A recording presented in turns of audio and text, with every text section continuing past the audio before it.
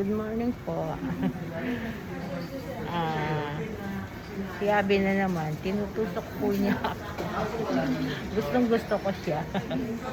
Pero kasabay ko na ho siyang nag-start ako ng RCCS pandemic, nandito na kaming dalawa. Ken, Ilan sila? Ako, sa country. ngayon po yung aking mga besi. Ay, lahat! Lahat! Glory ka. Bibidyoda ka. Yun po yung dalawang marites.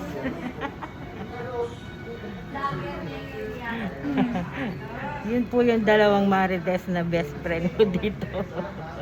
Hanggang ngayon nandito pa kami.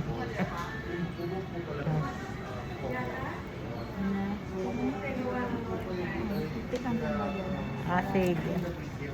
Okay po.